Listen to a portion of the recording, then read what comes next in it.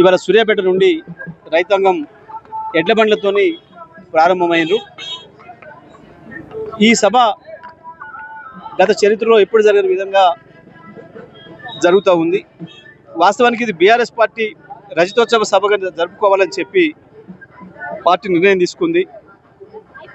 24 సంవత్సరాలు పూర్తి చేసుకొని 25వ సంవత్సరాలకు అడుగుతున్న సందర్భంలో సభ చేసుకోవాలని చెప్పి కేసీఆర్ గారు భావించి సభను పెట్టుకోవడం జరిగింది.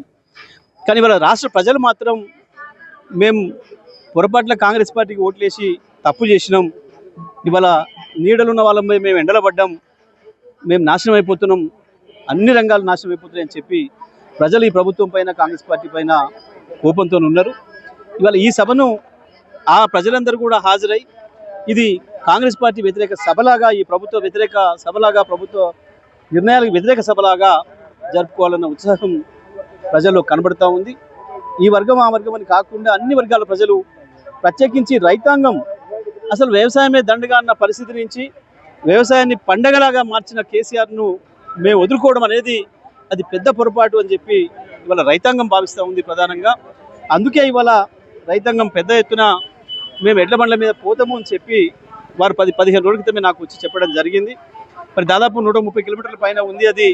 పోగలుగుతారా ఎండలకు అని అంటే పోతాం సార్, ఏం చేస్తాం, మేము మంచిగా నీడలు ఉన్న వాళ్ళం, మేమే ఎండలు పడ్డాం కదా, ఈ ప్రభుత్వం మమ్మల్ని మార్చి మసి చేస్తూ ఉంది, పొయ్యిల పడ్డట్టు ఉంది మా పరిస్థితి, ఇక ఈ కాంగ్రెస్ పార్టీ ప్రభుత్వాన్ని తట్టుకొని నిలబడ్డ వాళ్ళం, గీ ఎండలు మేము తట్టుకోలేమా అని చెప్పి మేము పోతాం అని చెప్పి వారే చెప్పడం జరిగింది.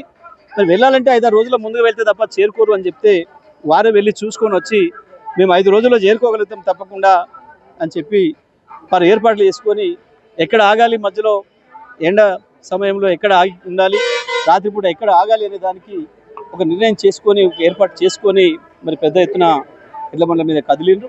మరి ఈరోజు ఇక్కడ మా సూర్యాపేట ప్రాంతంలో ఉన్న అమ్మవారు దండుమైసమ్మ తల్లి దగ్గర పూజలు నిర్వహించుకొని అమ్మవారి ఆశీస్సులు తీసుకొని వరంగల్కు బయలుదేరుతాం, భద్రకాళి అమ్మ దగ్గరికి పోతామని చెప్పి వారు ఇక్కడ ఈరోజు ఈ నమ్మికల్లో పూజ నిర్వహించుకొని దండుమైసమ్మ దగ్గర బయలుదేరడం జరిగింది.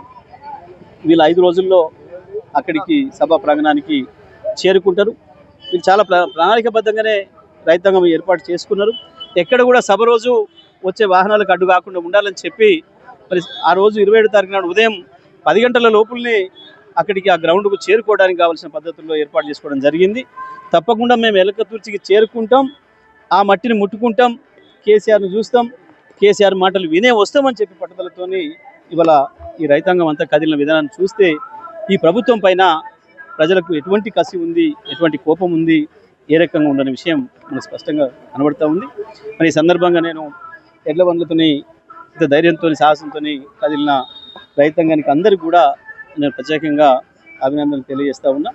ఈ యాత్ర విజయవంతం కావాలని చెప్పి కూడా నేను కోరుకుంటా ఉన్నాను.